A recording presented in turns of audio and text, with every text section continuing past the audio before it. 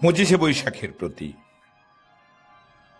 আমার প্রার্থনা শোনো। 25শে বৈশাখ, আর একবার তুমি জন্ম দাও রবীন্দ্রনাথের। হতাশায় স্তব্ধ বাক্য, ভাষা চাই। আমরা নির্বাক, পাঠাবো মৈত্রীর বাণী সারা পৃথিবীকে জানি ফের। রবীন্দ্রনাথের কণ্ঠে আমাদের ভাষা যাবে শোনা, ভেঙে যাবে রুদ্ধশ্বাস, নিরুদ্যম সুদীর্ঘ মৌনতা। আমাদের দুঃখ সুখে ব্যক্ত হবে প্রত্যেক রচনা, পীড়নের প্রতিবাদে উচ্চারিত হবে সব কথা।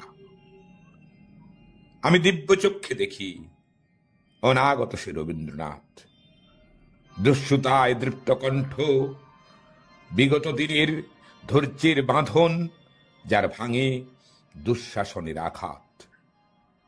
যন্ত্রণায় রুদ্ধ বাক, যে যন্ত্রণা সহায়হীনের। বিগত দুর্ভিক্ষে যার উত্তেজিত তিক্ত তীব্র ভাষা, মৃত্যুতে ব্যথিত আর লোভের বিরুদ্ধে খরধার। ধ্বংসের প্রান্তরে বসে আনে দৃঢ় অনাহত আশা। তার জন্ম অনিবার্য, তাকে ফিরে পাবই আবার। রবীন্দ্রনাথের সেই ভুলে যাওয়া বাণী অকস্মাৎ করে কানাকানি। দামামা ওই বাজে, দিন বদলের পালা এলো ঝোড়ো যুগের মাঝে। নিষ্কম্প গাছের পাতা, রুদ্ধশ্বাস, অগ্নিগর্ভ দিন, বিস্ফারিত দৃষ্টি মেলে এ আকাশ, গতিবায়ু, গতিরুদ্ধ বায়ু। আবিশ্ব জিজ্ঞাসা এক চোখে মুখে ছড়ায়, রঙিন সংশয়, স্পন্দিত স্বপ্ন। ভীত আশা উচ্চারণহীন, মেলে না উত্তর কোনো।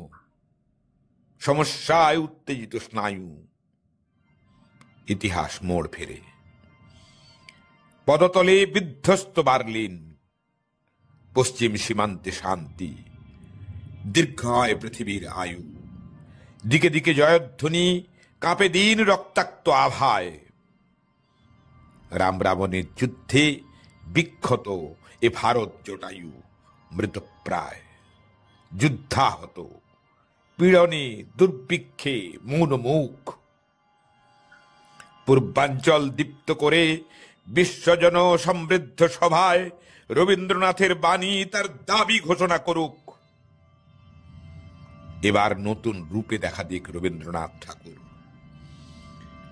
বিপ্লবের স্বপ্ন চোখে, কণ্ঠে গণসঙ্গীতের সুর।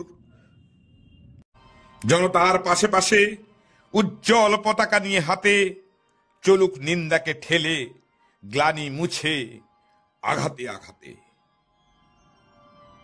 যদিও সে অনাগত, তবু যেন শুনি তার ডাক।